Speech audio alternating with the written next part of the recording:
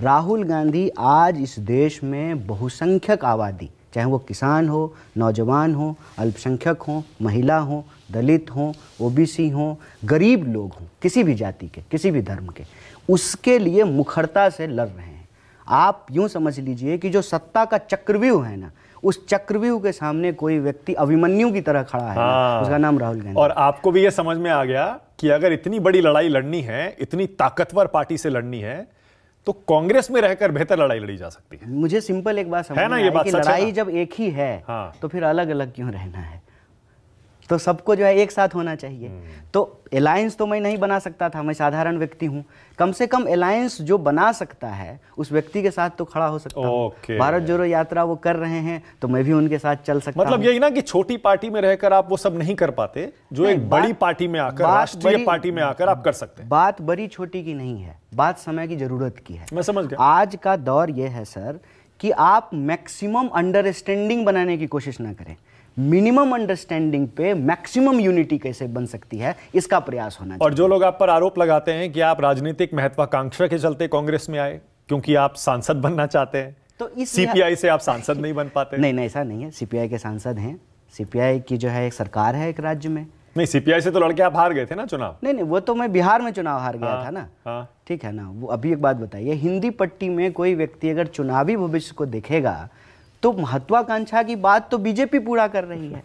महत्वाकांक्षा पूरा करने के लोग भाजपा में जा रहे हैं, कांग्रेस छोड़ करके भाजपा में जा रहे हैं। इसका मतलब महत्वाकांक्षा वाली बात ठीक नहीं है। इसका मतलब मैं एक वैचारिक व्यक्ति हूँ। इसका मतलब इस देश के आम लोगों के लिए हमारे मन में कुछ सपने हैं। इसका मतलब हमारे जीवन का जो दर्द है हम महसूस करते हैं कि और नौजवान इस देश का वो दर्द ना। वैसे भाजपा ने कभी कहीं कोई ऑफर कहीं फीलर आया था कि भाई आ जाओ बीजेपी में आ जाओ? देखिए, आप राहुल गांधी, जैसे हार्दिक पटेल चले गए, याद है ना आपको? आप राहुल गांधी का विरोध कीजिए। आप कोई भी हो, आपका शर्त यही है कि आपको राहुल गांधी का विरोध करना पड़ेगा। आपके लिए बीजेपी का द्वार खुला हुआ है। आपके ऊपर चाहे कोई भी आरोप हो, चाहे भाजपा कहीं से कोई मैसेज कहीं आया है आज तक, आप तक पहुंचा है? हम कहते हैं कि हम कहते हैं कि उस बात का जिक्र ही क्या करना जिस बात का कोई महत्व ही ना हो। ठीक है कन्हैया, ईमानदारी से बताइए कि इन 2-3 सालों में, लेफ्ट से कांग्रेस में आने के बाद के 2 साल, आपके अंदर कुछ बदला है? थोड़ा बहुत भी बदलाव आया है? क्योंकि आपका विजन बड़ा हो गया होगा, क्योंकि उस समय सीपीआई में थे। जाहिर है लेफ्ट पार्टी अपने हिसाब से सोचती है, कांग्रेस राष्ट्रीय स्तर पर बड़ा सोचती है क्योंकि उसे पूरे देश का ध्यान रखना है, पूरे देश में उसका फुटप्रिंट है। कुछ बदला है अंदर? एक जो है, हाँ देखिए, बदलाव तो सत्य है। ठीक है, एक तो अब आप उस उम्र में नहीं है, अब हम जीवन के जो है अगले दशक में प्रवेश कर चुके हैं। 36 के हो गए अब आप। उस वक्त हम 20 से 30 के उम्र में थे, अब हम 30 से 40 की उम्र में हैं। 36 साल उम्र हो गया है। तो जब आपका एज होता है, जब आप ग्रो करते हैं, तो स्वाभाविक रूप से कई सारे बदलाव आपके जीवन में आते हैं। बचपन से ही तो दाढ़ी लेके पैदा नहीं हुए थे ना, तो जवानी के साथ ही आई। तो बदलाव तो एक बात है, लेकिन एक बात जो मैं आपके सामने आपके दर्शकों से कहना चाहता हूँ कि जब आप कांग्रेस पार्टी में होते हैं ना, तो सिर्फ आप विरोध करने के लिए विरोध नहीं कर सकते हैं। क्योंकि जब आप सिर्फ विरोध करने के लिए विरोध करेंगे ना, तो लोग आपसे सवाल पूछेंगे, आपको अकाउंटेबल ठहराएंगे कि अच्छा आप ये बात कह रहे हैं कि ओल्ड पेंशन स्कीम लागू होना चाहिए, क्यों होना चाहिए? तो आपने क्यों नहीं लागू किया है हिमाचल में? तो हम ना कांग्रेस पार्टी में आज अगर हैं तो इस बात के लिए भी हैं कि हम सिर्फ विरोध करने के लिए विरोध नहीं करेंगे, उसकी अकाउंटेबिलिटी भी लेंगे।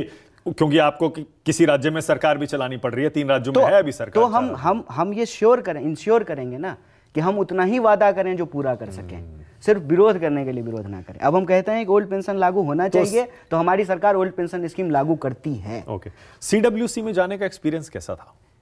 देखिए, पहली बार जब गए थे? देखिए, ये अपने आप में, मैं अमूमन इसके बारे में कभी बोला नहीं, लेकिन आपसे कहता हूँ कि जब मैं सीडब्ल्यूसी की मीटिंग के लिए जा रहा था, तो हॉल से पहले जो मुझे महसूस हुआ कि ये कितनी सम्मानित बात है, कितना प्रतिष्ठित बात है कि आप उस कमेटी में जा रहे हैं जिसमें गांधी, नेहरू, मौलाना अबुल कलाम आज़ाद, सुभाष चंद्र बोस, सरदार वल्लभ भाई पटेल, एनी बेसेंट, आपको जो है सरोजनी नायडू, तमाम तरह के लोग जो है इसमें बैठे हैं।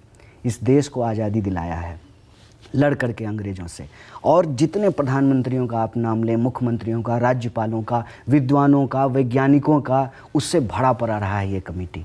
उस कमेटी में प्रवेश करना अपने आप में जो है वो मीटिंग से ठीक बाहर मुझे ऐसा महसूस हो रहा था जैसे मेरे जीवन के लिए एक बहुत ही ऐतिहासिक क्षण है। आप उस मीटिंग में जा रहे हैं जहाँ कभी गांधी बैठा करते थे। तो इस देश के पहचान के साथ जिस व्यक्ति का नाम जुड़ा हुआ हो, उसकी बनाई हुई कमेटी में और जहां वो बैठा करते थे, जहां वो देश के भविष्य का फैसला किया करते थे, वहां आज आप बैठ रहे हैं, तो अपने आप में ये बड़े हाईएस्ट डिसीजन मेकिंग बॉडी, और वो भी देश की सबसे पुरानी पार्टी, 138 साल का जो है ऐतिहासिक परंपरा,